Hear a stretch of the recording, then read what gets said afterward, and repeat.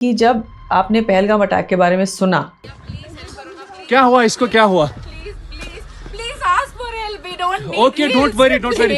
You okay? You need a water, sir? Sir, we'll manage. Just Huh? ask for help. Please Okay, you first you give the hands He water, has drop of water, take a drop of water. हम आ रहे हैं, आप tension, कोई बात नहीं, हम हैं, हम आ रहे हैं, आप टेंशन मत लो मैडम। जी एज अ फौजी आपके जहन में क्या गया साहब? मुझे लगा कि अब देश के हालात कभी भी खराब हो सकते हैं, इसके लिए हमें तैयार रहना चाहिए। और हमें मतलब आदेश भी मिल गए कि आप अलर्ट रहो, अब कभी भी कुछ हो सकता है। हमें पता लग गया कि 6 तारीख को शुरू हो गया, तो हम क्या है बंकरों में चले गए थे। गाड़ी भी जाती थी तो लाइट ऑफ करके जाती थी गाड़ियाँ भी। तो सुबह तकरीबन 6 बजे के आसपास दुश्मन की तरफ से फायर आया, तो हमें आदेश मिल गया कि आप फायर शुरू करो। कुछ देर बाद संतरी ने देखा अच्छा, कि हमारे ऊपर ड्रोन है। आपकी लोकेशन पे ड्रोन आ रहा था? मोटर पोजीशन के ऊपर तकरीबन 150 मीटर ऊपर ड्रोन था। तो उसी हिसाब से आदेश मिला कि आप ऐसा करो कि अल्टरनेटिव पोजीशन में जाओ और वहाँ से फायर शुरू करो। आपकी लोकेशन ऑलरेडी उनको पता चल चुकी थी जी। और आपने कहा कि आपने 6 सॉयर राइफल से ड्रोन के ऊपर हिट किया। तो ड्रोन छोटे साइज का था, वो सर्वेलेंस के लिए आया था, क्योंकि वो जो था दुश्मन की तरफ से हमारे ऊपर फायर डायरेक्ट कराने की कोशिश कर रहा था। ये सब का प्लान था। तो हमने क्या किया, इल्यूमिनेशन बम के ऊपर क्या किया कि फ्यूज सेटिंग बढ़ा दी। इल्यूमिनेशन बम क्या नीचे फटा, जिससे क्या होगा, सूखी मई महीना था, सूखी घास थी और उससे क्या हो गया, आग लगना शुरू हो गई।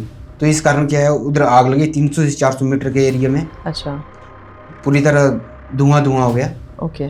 और माइन वगैरह ब्लास्ट हुए। अपनी ऑल्टरनेट पोजीशन से आपने 2 जगह पे आपने फायर किया। तो कुछ देर बाद दुश्मन की तरफ से 2 पोजीशन से हमारे ऊपर फायर आना शुरू हो गया। सीओ साहब ने बोला आप कर सकते हैं।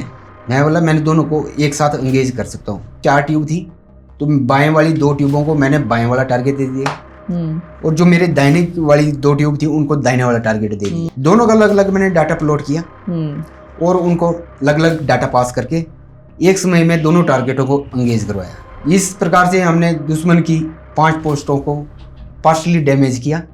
तो सबसे बड़ा चुनौती भरा पल आपके लिए क्या था साहब, जो आपको याद रह गया हो? अपने ट्रूप्स की हिफाजत करना सबसे बड़ी चुनौती थी, क्योंकि मोटर से फायर करने के लिए हमें ओपन मोटर पिट में जाकर डाटा लगाने के बाद फायर करना पड़ता था। कैसा रहता है माहौल साहब, परिवार के साथ आपका क्या रहता है कोऑर्डिनेशन? एक इतना बोल दिया मैंने कि मैं ठीक ठाक हूँ, तो सबको, फैमिली को भी शेयर कर देते भाई ठीक ठाक है। जय हिंद and welcome to She Slays. एक और एपिसोड एक और योद्धा के साथ। आज मेरे साथ स्टूडियो में है नायब सूबेदार सतीश कुमार वीर चक्र। सतीश कुमार साहब ने ऑपरेशन सिंदूर में हिस्सा लिया और अपनी शौर्य गाथा लिख डाली। कुछ ऐसा किया कि देश ने उनकी इस शौर्य को रिकॉग्नाइज किया और उन्हें गैलेंट्री अवार्ड से नवाजा। आज हम उनसे जानेंगे ऑपरेशन सिंदूर के बारे में, उस इमोशन के बारे में और उस जज्बे के बारे में जिसके साथ उन्होंने वहां पे अपना परचम लहराया।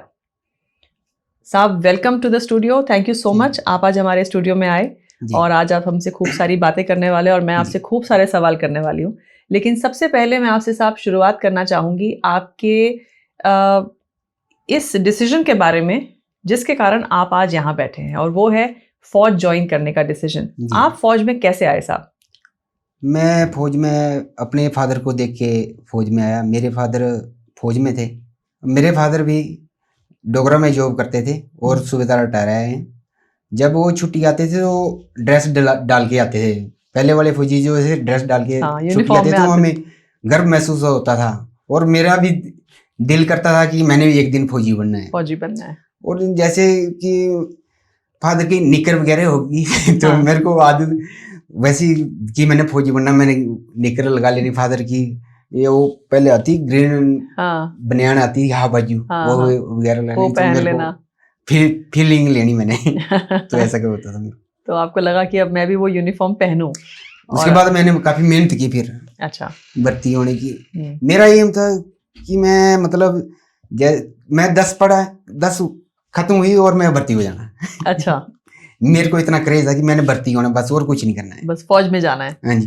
अच्छा। जब भर्ती हो गया तो मैंने सोचा चलो पढ़ाई से पीछा छूटा। अच्छा, चलो उसके बाद फौज में आए तो पढ़ाई तो और आगे आगे बढ़ती बढ़ती गई। चलो वो तो चलता ही रहता है, फिर आदत सी बन गई फिर तो। तो अच्छा है साहब, तो आपने फौज ज्वाइन की और आज आपने एक ऐसा एग्जाम्पल सेट किया है हमारे यूथ के लिए और हमारे देश के लिए। आपने ऐसा कुछ कर दिखाया है। पहली बात तो मेरी शुभकामनाएं आपको साहब। वीर चक्र से आपको नवाजा गया है, ये बहुत बड़ा ऑनर जो दिया गया है। डेफिनेटली कुछ आपने ऐसा तो किया है साहब ऑपरेशन सिंदूर में जिसके कारण आपको ये रिकॉग्नाइज किया।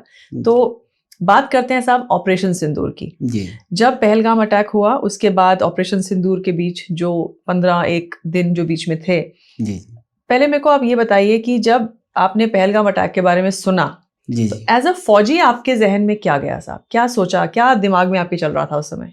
मुझे लगा कि अब देश के हालात कभी भी खराब हो सकते हैं, इसके लिए हमें तैयार रहना चाहिए। और हमें मतलब आदेश भी मिल गए कि आप अलर्ट रहो, अब कभी भी कुछ हो सकता है। तो हमने मतलब अपनी तैयारियां शुरू कर दी हर लेवल के ऊपर। और हमने जैसे हमारी अल्टरनेटिव पोजीशन थी, वहाँ पर 2 मोटर पिट थे, तो हमने क्या किया, उधर एक कमांड पोस्ट भी नहीं थी उधर, तो एक कमांड पोस्ट और 2 मोटर पिट और बनाए, ताकि हमें पता है कि अगर हमारी मेन पोजीशन के ऊपर फायर आ गया तो हमें क्या है अल्टरनेटिव पर जाना, मतलब कॉन्टिजेंसी प्लान बनाने लगे आप। ओके, बहुत बढ़िया, बहुत बढ़िया। तो साहब ये बताइए, जब ऑपरेशन सिंदूर फाइनली किक स्टार्ट हुआ, जब पता चला कि ऑपरेशन सिंदूर अब शुरू हो चुका है और आप लोगों को इन्फॉर्मेशन दे दी गई और आप लोग एक्शन में आ गए, तो उस समय पहला आपका रिएक्शन क्या था साहब? हमारा ये रिएक्शन था कि कब शुरू हुए, जैसे कि हमें पता लग गया कि 6 तारीख को शुरू हो गया, तो हम क्या है बंकरों में चले गए थे और उधर ही रहना, उधर ही सब कुछ। फर्स्ट लाइट से पहले ब्रेकफास्ट लंच चला जाता था और लास्ट लाइट के बाद हमारा डिनर आता था। उधर मूवमेंट ही है, मतलब गाड़ी भी जाती थी तो लाइट ऑफ करके जाती थी गाड़ियां भी। थोड़ा सा मतलब ध्यान रखते थे आप लोग कि हरकत का पता ना चले। हाँ जी। इतने दिन हम उधर ही काटे, हमने 4 दिन उधर ही काटे साइड में बंकरों में। जी। तो मतलब असली एक्शन होने से पहले आप 4 दिन बंकरों में थे। जी। तो उसके बाद जैसे कि हमने किया था 10 तारीख को फायर, तो सुबह तकरीबन मेन पोजीशन पे आ गए थे उस दिन की, ऐसे है मेन पोजीशन पे आ गए थे हम। तो सुबह तकरीबन 6 बजे के आसपास दुश्मन की तरफ से फायर आया, तो हमें आदेश मिल गया कि आप फायर शुरू करो। अच्छा। तो हमने उधर से फायरिंग जवाबी कार्रवाई शुरू कर दी एकदम से। जैसे ही हमने फायर किया, पहला 4 मोटरों ने एक पहला बम फेंका, तो जो बंकर थे उनकी मिट्टी इतनी ऊपर से ऐसे गिरे। अच्छा जी। जैसे फिर फायर चलता रहा, काफी देर चला है फायर। तो कुछ देर बाद संतरी ने देखा अच्छा कि हमारे ऊपर ड्रोन है। आपकी लोकेशन पे ड्रोन आ रहा था? मोटर पोजीशन के ऊपर तकरीबन 150 मीटर ऊपर ड्रोन था। अच्छा। तो उसके ऊपर क्या है, सिग राइफल से फायर किया। तो ड्रोन क्या हो दुश्मन की तरफ वापिस चला गया। वापिस चला गया तो कुछ समय के लिए क्या है फायर रुक गया। तो उसी हिसाब से आदेश मिला कि आप ऐसा करो कि अल्टरनेटिव पोजीशन में जाओ और वहां से फायर शुरू करो। अच्छा। हम अल्टरनेटिव पोजीशन में गए। अल्टरनेट पोजीशन मतलब अल्टरनेटिव रोड से दूसरी पोजीशन। अल्टरनेटिव मतलब जिस टास्क को हम इस मेन पोजीशन से पूरा नहीं कर पाएंगे, वो उसको हम अल्टरनेट से करेंगे, दूसरी पोजीशन से पूरा करेंगे। तो ऐसे हम दूसरी पोजीशन पर गए। आप एक बहुत अंधाधुंध फायर हो रहा था उस टाइम पे? उस टाइम मतलब कुछ देर के लिए फायर रुका था। फायर रुका हुआ था। इसलिए सीओ साहब ने बोला कि इसका क्यों ना हम इसका फायदा उठाएं और अल्टरनेटिव में जाएं। ओके। आपकी लोकेशन ऑलरेडी उनको पता चल चुकी थी? जी। ओके। हमारे ऊपर पहले ड्रोन आ गया था। ड्रोन आ चुका था जी। तो हमने क्या किया, अल्टरनेटिव में गए। उधर पहले से हमने अमनीसर रखा था। हमने जाके मोटर लगाई और उधर से फायर शुरू कर दिया। और आपने कहा कि आपने 6 सॉयर राइफल से ड्रोन के ऊपर हिट किया, तो वो ड्रोन किस छोटे साइज के थे, किस किस काम के लिए थे? वो सर्वेलेंस के लिए थे, क्या था वो? ड्रोन छोटे साइज का था, वो सर्वेलेंस के लिए आया था। क्योंकि वो जो था दुश्मन की तरफ से हमारे ऊपर फायर डायरेक्ट कराने की कोशिश कर रहा था, कि हमारे ऊपर सर्वेलेंस कर रहा था और उधर से वो देख के फायर को डायरेक्ट कर रहे थे हमारे ऊपर। दुश्मन भी थोड़ा स्मार्टनेस दिखाने की कोशिश कर रहा था, जिसको आपने वहीं के वहीं नेस्तनाबूद कर दिया। तो क्या कितने ड्रोन आपकी तरफ एक ड्रोन आया था जिसको आपने कर दिया वो एलिमिनेट, या फिर पोजीशन के ऊपर एक ही आया था उस टाइम? तो उसके बाद क्या और आए ड्रोन पीछे से? हम अल्टरनेटिव में मूव कर गए थे। तो अच्छा। वैसे हर पोस्ट के आगे संतरी लगे थे ड्रोन के ऊपर फायर के लिए। अच्छा, तो आपने एक्चुअली जब हम पहले बात कर रहे थे आपने बताया कि आपने एलिमिनेशन राउंड का इस्तेमाल किया और कहीं ना कहीं आपने आग लगा दी एक 200 से 300 के एरिया में।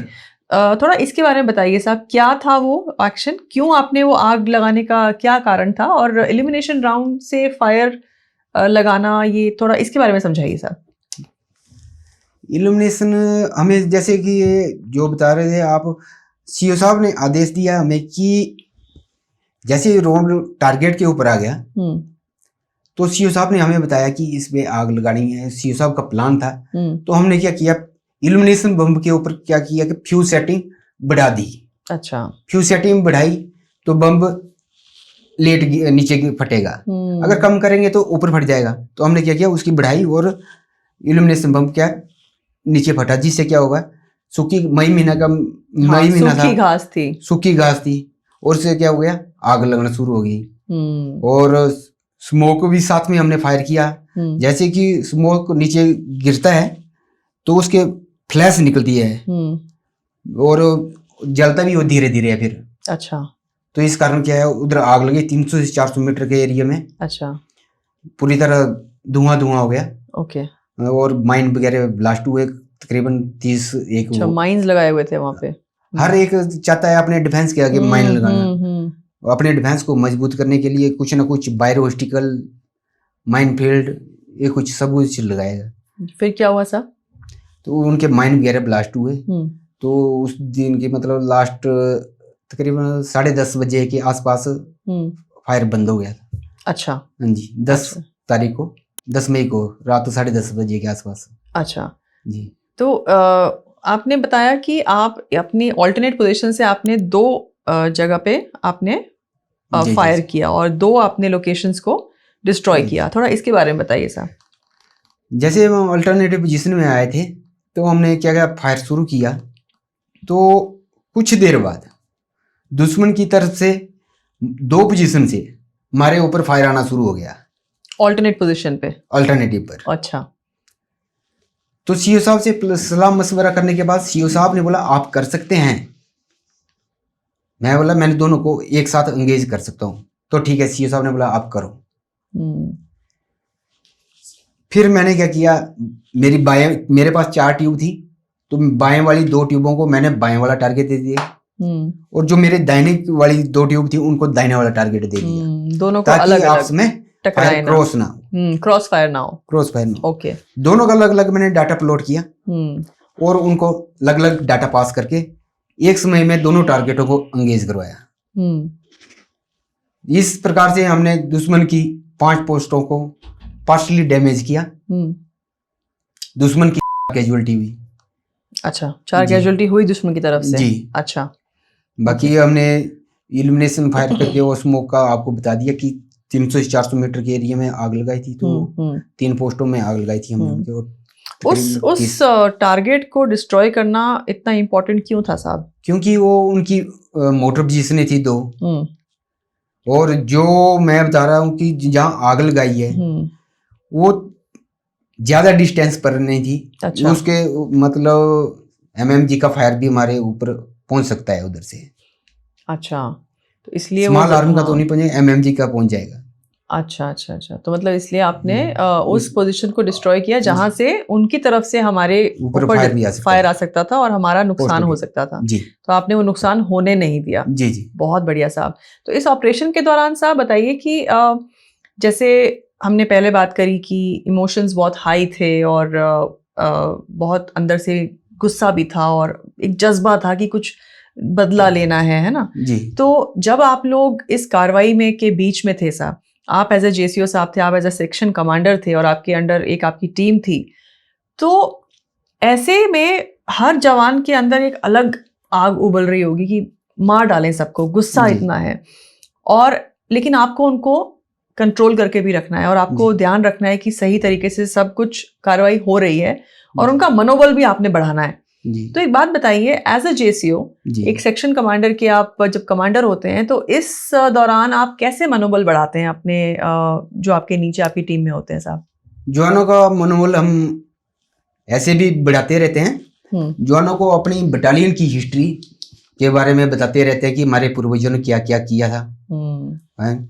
मेरे लिए तो मेरे सामने ही मेरी प्लेटून के 2 गैलेंट्री रिवार्ड थे, एक ऑनरी कैप्टन गए हैं, अच्छा सेना मेडल, अच्छा, और एक ऑनरी कैप्टन दूसरे भी शौर्य चक्र गए हैं साहब मेरी बहुत हाजिर के, और तीसरा मैं हूँ।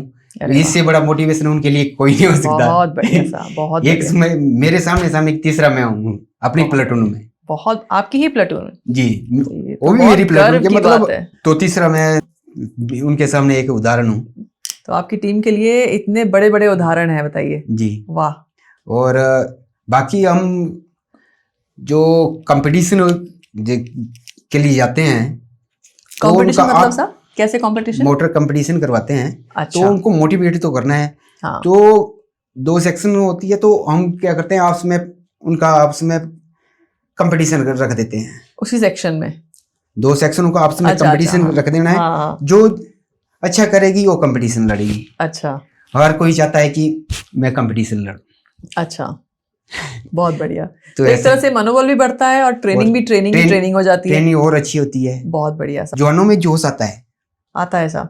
तो साहब ये बताइए कि ऑपरेशन सिंदूर के दौरान जब आपका ऑपरेशन चल रहा था, तो सबसे बड़ा चुनौती भरा पल आपके लिए क्या था साहब, जो आपको याद रह गया हो?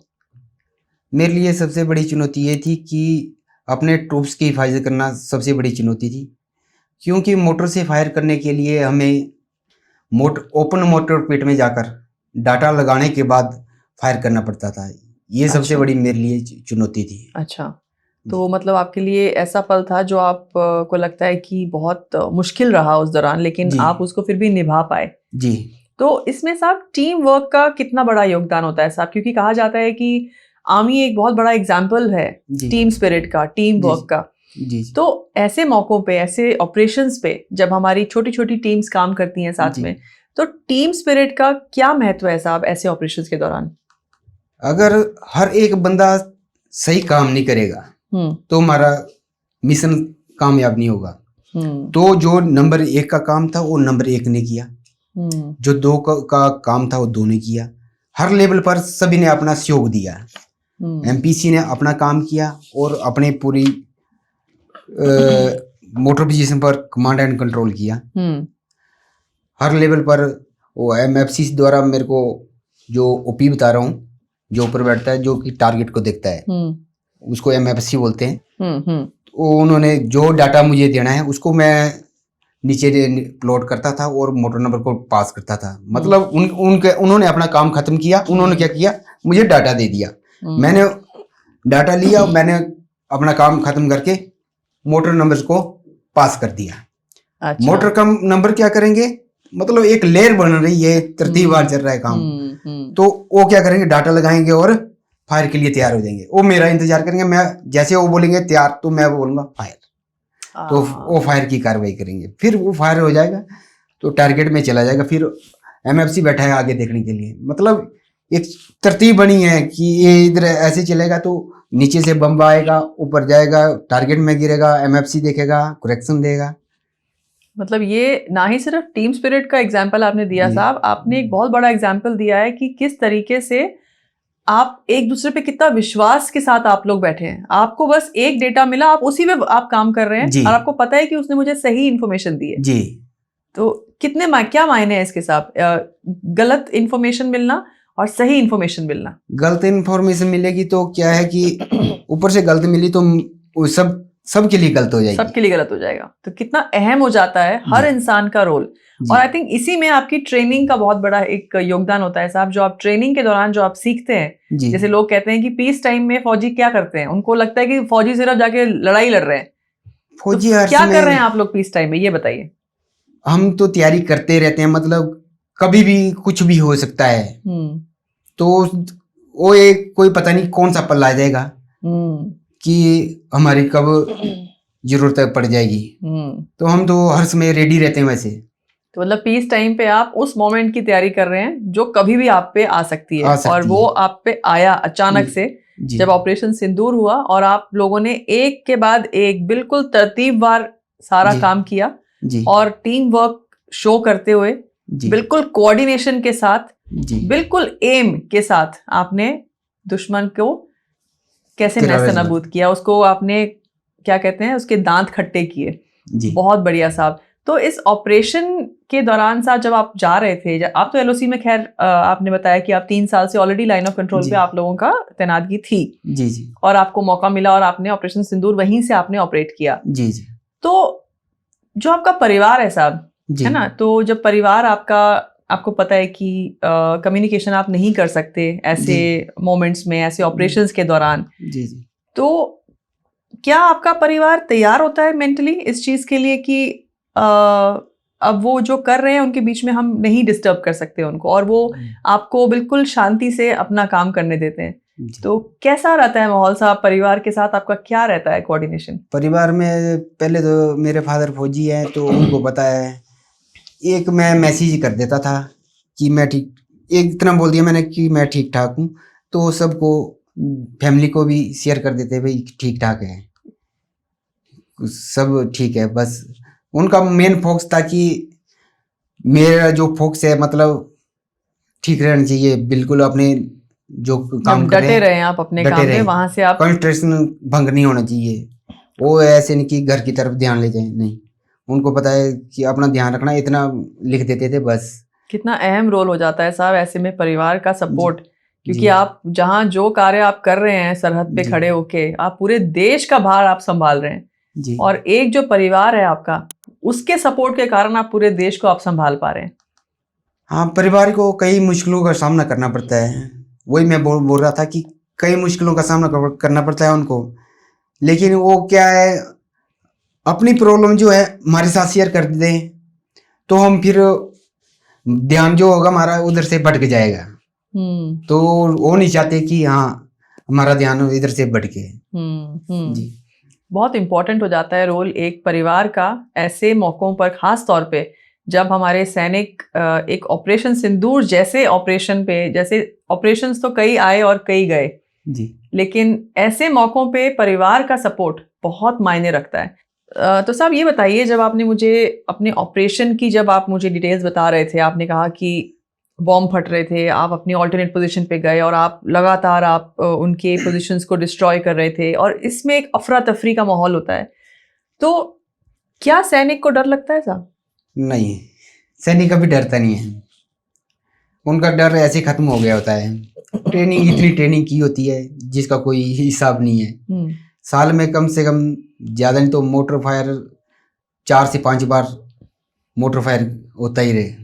तो मतलब एक्सपीरियंस आपको इतना काफी दे दिया ज्यादा जाता है कि ऑपरेशन के दौरान आपको लगता ही नहीं कि नहीं। मुझे ये काम बहुत टाइम बाद करने का मौका अग्निवीरों मिल रहा ने है। भी काफी ये किया, बढ़ चढ़ के ये सब है। अग्निवीर के बारे में बताइए साहब। मैंने पहले भी बातचीत करी और अग्निवीरों के बारे में बहुत अच्छी मैंने बहुत इस बात सुनी कि बहुत ही मोटिवेटेड और अपने आप को बहुत जल्दी ढाल लिया उन्होंने।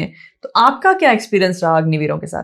अग्निवीर काफी अच्छे हैं और बहुत पढ़े लिखे हैं और बहुत तेज है अग्निवीर। अच्छा जी, तो कोई ऐसा एक्सपीरियंस और आपने देखा हो कुछ ऐसा? मेरे पास 2 अग्निवीर थे। एक तो छुट्टी पर था उस दौरान, एक अग्निवीर था उधर, और उसको मैंने रखा था अम्निशन तैयार करने के लिए कि तू अम्निशन को देता रहे। वो मेरी तरफ देखा और बोला, साहब मैंने भी फायर करना है। अच्छा, तो उसको हमने भेजा कि चल तू भी डाल, बम डाल। इतना तो नहीं कर सकते, डाटा नहीं लगा सकते थे उससे, लेकिन उसे बम वगैरह हमने डलवाए, एक्सपीरियंस दिया उसको, मतलब वो। और मेरे ख्याल से साहब यही एक्सपीरियंसेस से ही कहीं ना कहीं आगे, अभी और उसको उम्र भर याद रहेगा कि मैंने फायर किया, वो भी ऑपरेशन के दौरान। किसको फील्ड फायर में तो चलो होता है, ऑपरेशन होते हैं, लेकिन हर फौजी को ऑपरेशन में लड़ने का मौका नहीं मिलता। और अग्निवीर जो शायद 2 या 3 साल पुराना अभी आए होंगे, उसको तो 1.5 साल हुआ अभी। 1.5 साल की सर्विस में उन्होंने फायर किया और एक्सपीरियंस गेन किया, जो 25-25 साल की सर्विस के बाद भी उनको वो मौका नहीं मिलता जी। है कि कुछ ऐसा कर पाएं। जी। तो किस्मत वाला मुझे भी था वो। 24 साल बाद मौका मिला। बताइए साहब, तो 24 मोटर साल कहाँ फायर। 1.5 साल। अच्छी बात है साहब, मतलब आई थिंक एक तो आपके एक्सपीरियंस से वो अग्निवीर ने काफी सीखा होगा और अग्निवीर अच्छा काम कर रहे हैं, अच्छी तरह से अच्छे कर रहे हैं। सीख अच्छी ले रहे हैं और उस जी। चीज को अच्छी तरीके से ग्राउंड पे अप्लाई भी कर रहे हैं। जी। तो अच्छी बात है, मुझे लगता है ये एक अच्छा शुरुआत हुई है, गुड, जी। It's a good beginning. तो साहब ये बताइए कि क्या एक सैनिक का दूसरे सैनिक की लाइफ में कोई योगदान होता है? आप आज जो हैं, तो आपको लगता है कि आप किसी सैनिक के कारण आपकी जिंदगी में कुछ ऐसा बदलाव आया, आपके साथी सैनिक के कारण? कुछ शेयर करना चाहेंगे आप? जी मैम, हमारे एक साहब थे जिनका नाम सोन साहब था। उन्होंने, जब मैंने कोर्स में जाना था, मतलब डिटेल करके रखा था, तो वो मेरे को पढ़ाते थे।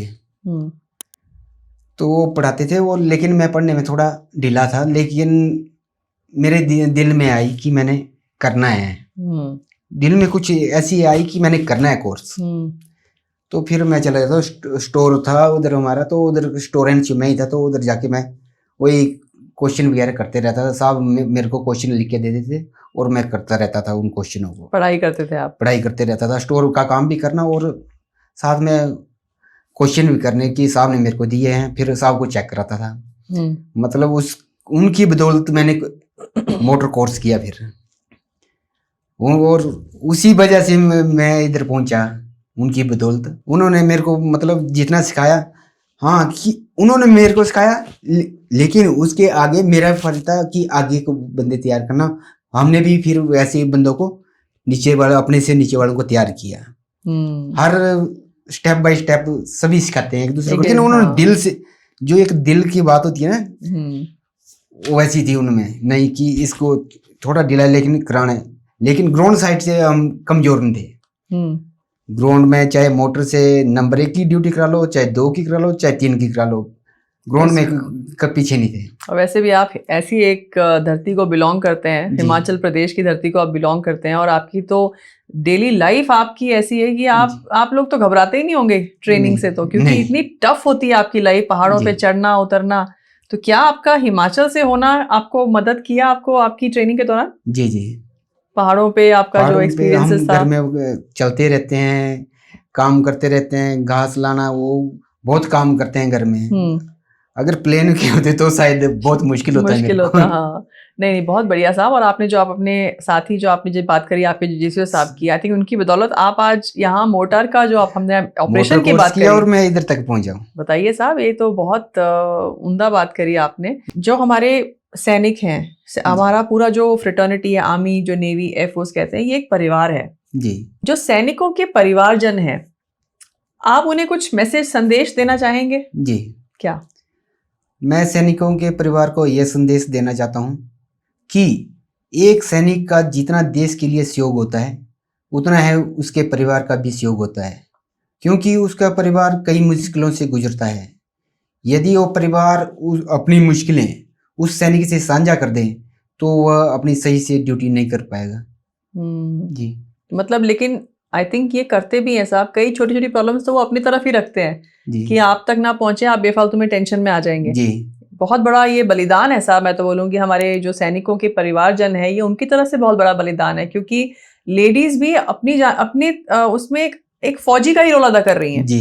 पूरे घर को संभालती हैं, पूरे बड़ों को संभालती हैं, बच्चों को संभालती हैं, बुजुर्गों को भी देखना होता है। तो ये बहुत बड़ा एक योगदान है हमारे सैनिकों के वाइफ्स का खास तौर पे। और सलाम है उन वाइफ्स को, उन फैमिलीज को जो सपोर्ट करते हैं हमारे सैनिकों को, ताकि वो अपनी ड्यूटी बढ़िया तरीके से दे सकें। और साहब, जब आपको वीर चक्र नवाजा जा रहा है, जब आपको खबर मिली जी, तो पहले तो ये बताइए कि आपका क्या रिएक्शन था, कैसा लगा आपको? और फिर आपने जब परिवार को बताया तो उनका क्या रिएक्शन रहा? मुझे बहुत खुशी हुई, लेकिन मेरे पास समय कम था। जब मैंने परिवार को बताया कि ऐसे ऐसे जा रहा हूँ, कन्फर्म मुझे भी पता नहीं था। अच्छा। उसी दिन पता चला, यानी 13 को पता चला शाम को, और 14 को मुझे फ्लाइट में बिठाया, दिल्ली पहुंचा दिया। अच्छा, तो आपके परिवारजन आएंगे जब आपको ये हाँ जी। दिया जाएगा अवार्ड। बहुत जी, बढ़िया साहब, ये एक बहुत बहुत बड़ा मोमेंट ऑफ प्राइड होता है एक परिवार के लिए। जी कि जो भी आएंगे जी सबको मेरी शुभकामनाएं साहब, बहुत बढ़िया। और जी तो हमारे जो नौजवान हैं, हमारे जो यंगस्टर्स हैं, जी। जो फौज ज्वाइन करना चाहते हैं और जो अपने आप को देखते हैं कि मैं भी कुछ करूं अपने देश के लिए, तो ऐसे बच्चों को आप क्या संदेश देना चाहेंगे कि ऐसा क्या करें बच्चे कि आपकी तरह बन पाए? मैं युवा भारतीयों को यह संदेश देना चाहता हूँ कि हार्ड वर्क करें और अपना एम बनाओ।